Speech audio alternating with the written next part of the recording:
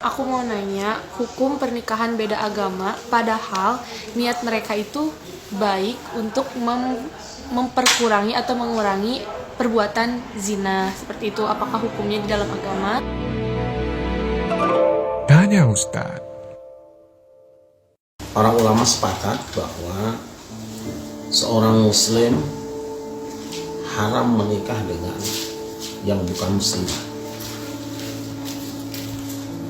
Yang mereka perselisihkan itu adalah dasarnya adalah firman Allah, wala tankihul musyrikati hatta yu'min, wa amatum mu'minatun khairum min musyrikati walau a'jabatkum, wala tunkihul musyrikina hatta yu'minu, wal 'abdun mu'minun khairum min musyriki walau a'jabakum.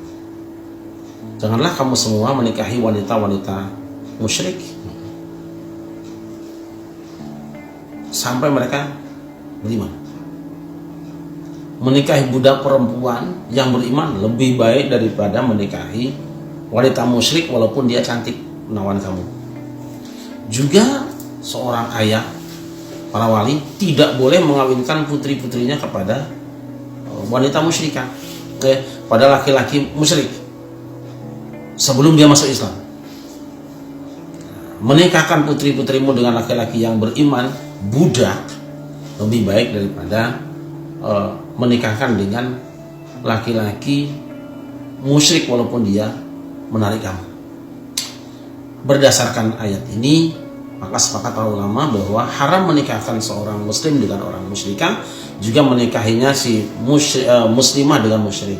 Yang pertama, kalau ada anak, ya saya sebagai orang tua ya, anak kita menikah dengan contohnya ya, kasus pokoknya menikah dengan yang berlainan agama, tentu yang pertama adalah pasti tidak akan menemukan ketenangan.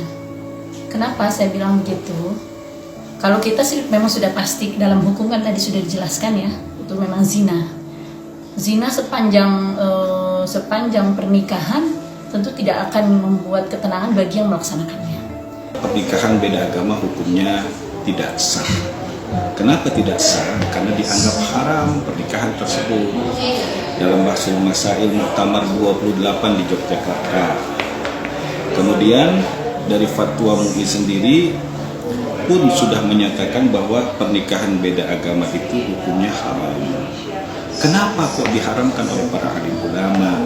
Biarpun ada sedikit ayat yang menerangkan tentang diperbolehkan kepada ahlul kitab. Nah, sekarang kita bahas aja sedikit. Kalau sekiranya beda agama, dikhawatirkan akan terjadi pertikaian, perpecahan, permusuhan, perkelahian, egoisme. Coba bayangkan, jangankan beda agama, satu agama saja sering terjadi perselisihan dan pertengkaran. Bagaimana bila beda agama? Pertama, dari tata caranya pun akan berbeda.